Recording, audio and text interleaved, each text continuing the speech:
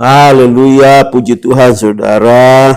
Kita berjumpa dalam renungan singkat setiap hari untuk merenungkan belajar dari tempat perkemahan bangsa Israel selama mereka di padang gurun 40 tahun. Mereka melewati 42 tempat perkemahan dan saat ini kita berada pada tempat perkemahan 39, Almon di Blataim. Mari kita berdoa. Terpujilah Engkau Bapa di surga. Terima kasih buat kesempatan di mana kami boleh belajar dari tempat perkemahan ke-39 Almon di Blataim. Biarlah kami diberkati dari pengajaran ini di dalam nama Tuhan Yesus. Haleluya. Amin. Sama-sama kita membaca Bilangan 33 ayat 46. Mereka berangkat dari Dibon Gad lalu berkemah di Almon di Blataim. Saudara, Almon di Blataim ini adalah tempat perkemahan ke-39 dari bangsa Israel. Almon di Blataim apa artinya? Almon itu berasal dari kata alam yang berarti menutupi pandangan, menyembunyikan atau merahasiakan.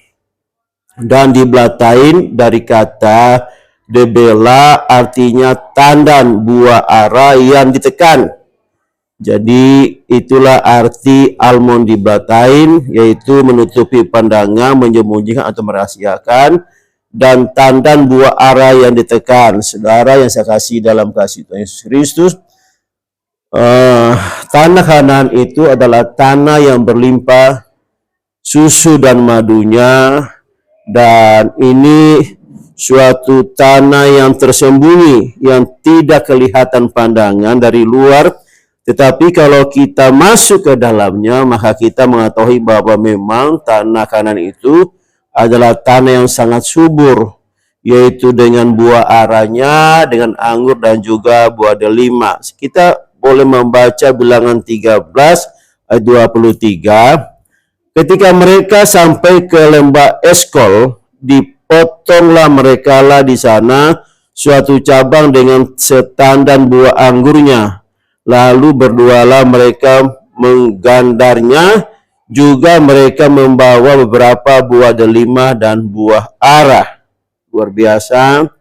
Seperti arti dari Almon di Blataim, bahwa sebenarnya tanah Kanaan ini adalah tanah yang tersembunyi, yang tidak diketahui dan rahasia. Dan orang akan mengetahuinya bila mereka akan masuk. Oh, ternyata memang luar biasa tanah Kanaan ini, tanah yang berlimpah susu dan madunya. Itulah tanah pilihan Tuhan bagi bangsa Israel. Saudara, tanah pilihan Tuhan bagi bangsa Israel. Seperti dari arti dari tempat perkemahan ke-39 itu Almon di Blataim, yang tersembunyi dari pandangan mata, rahasia, dan juga ternyata ada buah yang luar biasa. Ada buah anggur, ada buah ara, ada buah delima, dan banyak macam buah lagi yang tidak ditulis di sini. Tentu ini menunjukkan bahwa tanah ini sangat subur, saudara. Dan di Blataim itu artinya debela, dan dari debela artinya tandan buah ara yang ditekan. Nah, untuk bisa masuk ke tanah Kanaan ini, mereka harus menekan penduduk. Dengan cara apa? Dengan cara berperang terhadap mereka, saudara.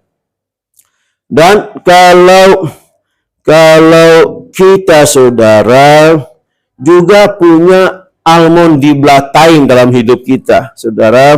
Sebagai orang percaya, kita punya Almon di Blataim, yaitu kehidupan dalam Kristus yang penuh rahasia.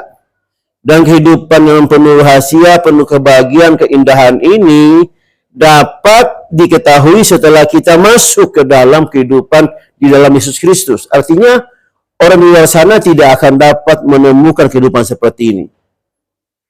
Mereka bisa mendapatkannya, menemukannya kalau mereka masuk dalam lingkungan orang-orang yang percaya. Mereka baru bisa mendapatkan kehidupan, keindahan hidup dalam Kristus. Saudara, ada berapa yang merupakan keindahan hidup dalam Kristus? Yang pertama, saudara, adalah kasih dan pengampunan. Yesus datang ke dunia ini untuk menebus kita dari dosa-dosa kita, supaya kita yang mati, kita memperoleh kehidupan. Dan kita juga menerima pengampunan dari Dia. Kita yang sering melakukan kesalahan, kita sering melakukan dosa pelanggaran, apabila kita datang kepadanya, Dia adalah Allah yang setia dan adil. Dia pasti mengampuni setiap orang yang datang kepadanya, yang memohon ampun kepadanya. Inilah kehidupan keindahan di dalam Kristus. Dia punya kasih yang luar biasa, dan Dia punya pengampunan bagi kita, saudara. Keindahan yang pertama. Kedua adalah keselamatan dan kekekalan hidup. Saudara, inilah rahasia lagi, saudara, yaitu keselamatan dan kehidupan kekal. Saudara, tidak ada pribadi di muka bumi ini yang bisa menjamin kehidupan kekal buat kita. Karena kita ini orang-orang berdosa, orang pun semua orang berdosa, saudara. Roma 3:23, semua orang telah berbuat dosa.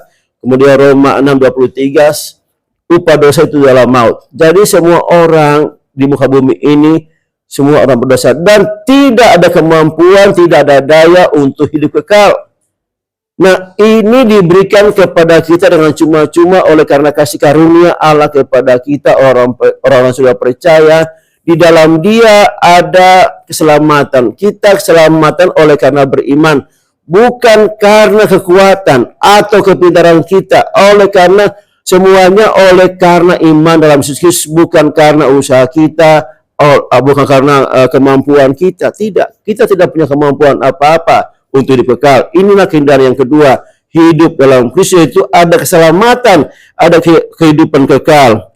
Dan ketiga, ada kasih persaudaraan. Saudara, kita itu lebih kepada kehidupan yang mengasihi. Perintah Allah bagi kita adalah kasihilah Tuhan Allahmu dan kasihilah sesama manusia. Saudara, dua perintah ini luar biasa bagi kita, menjadi dasar kehidupan kita. Dan ini juga menjadi bagian keindahan kehidupan kita. Bagaimana begitu indahnya hidup antara saudara-saudara dengan penuh kasih. Itu keindahan luar biasa, saudara.